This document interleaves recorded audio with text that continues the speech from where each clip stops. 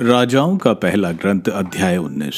Ahab ने Jezebel को वह सब बताया जो एलियास ने किया था, और यह भी कि उसने किस तरह सब पुजारियों को तलवार के घाट उतरवा दिया।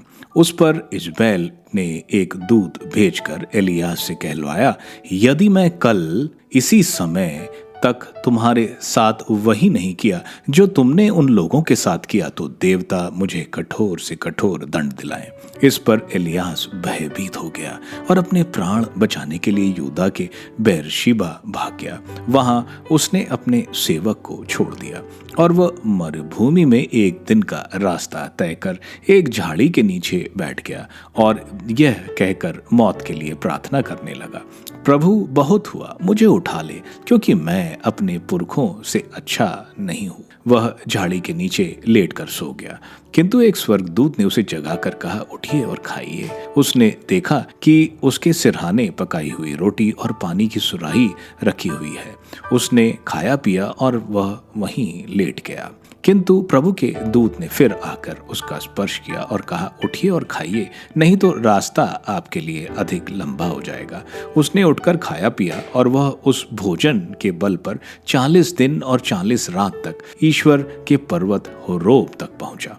एलियास होरेब पर्वत के पास पहुंचा और एक गुफा के अंदर चलकर उसने वहां रात बिताई। उसे प्रभु की वाणी यह कहते हुए सुनाई पड़ी, एलियास तुम यहाँ क्या कर रहे हो?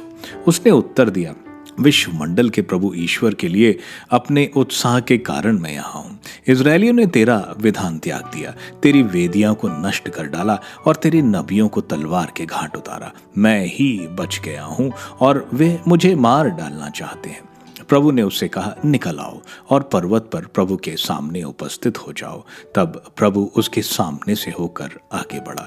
प्रभु के आगे आगे एक प्रचंड आंधी चली, पहाड़ फट गए और चट्टानें टूट गई, किंतु प्रभु आंधी में नहीं था। आंधी के बाद भूकंप हुआ, किंतु प्रभु भूकंप में भी नहीं था। भूकंप के बाद अग्नि दिखाई पड़ी, किंतु प्रभु अग्नि में भी नहीं थे।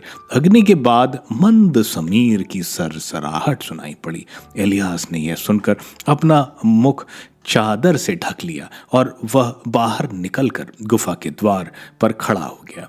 तब उसे वाणी यह कहते हुए सुनाई पड़ी, एलियास तुम यहाँ क्या कर रहे हो? उसने उत्तर दिया, विश्वमंडल के प्रभु ईश्वर के लिए अपने उत्साह के कारण मैं यहाँ हूँ।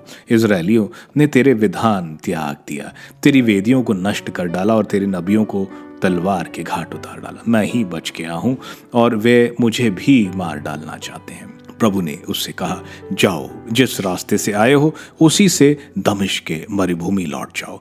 वहां पहुंचकर एजहाद का आराम के राजा के रूप में और निमशी के पुत्र यीशु के इज़राइल के राजा के रूप में अभिषेक करो। इसके बाद अबे महोला के निवासी शाफाट के पुत्र एलीशा का अभिषेक करो, जिससे वह तुम्हारे स्थान में नबी हो। जो हजाएल की तलवार से बचेगा उसे यहू मारेगा, और जो यहू की तलवार से बचेगा उसको एलीशा मार डालेगा। मैं इज़राइल में केवल उन 7,000 व्यक्ति को रहने दूंगा जिन्होंने बाल देव के सामने अपने घुटने नहीं टेके और उसे अपने होठों में नहीं चूमा। एलीशा वहां से चला गया और उसने शाफाट के पुत्र एलीशा के पास पहुंचकर उसे हल जोतते हुए पाया। उसने 12 जोड़ी बैल लगा रखे थे और वो स्वयं 12वीं जोड़ी चला रहा था। एलियास ने उसकी बगल में गुजरकर अपनी चादर डाल दी। एलीशा ने अपने बैल छोड़कर एलियास के पीछे दौड़ते हुए कहा, मुझे पहले अपने माता पिता का चुंबन करने दीजिए, तब मैं आपके साथ चलूंगा। एलियास ने उत्तर दिया, जाओ, लौटो, तुम जानते ही हो कि मैंने तुम्हारे साथ क्या किया है। इस पर एलीशा लौटा।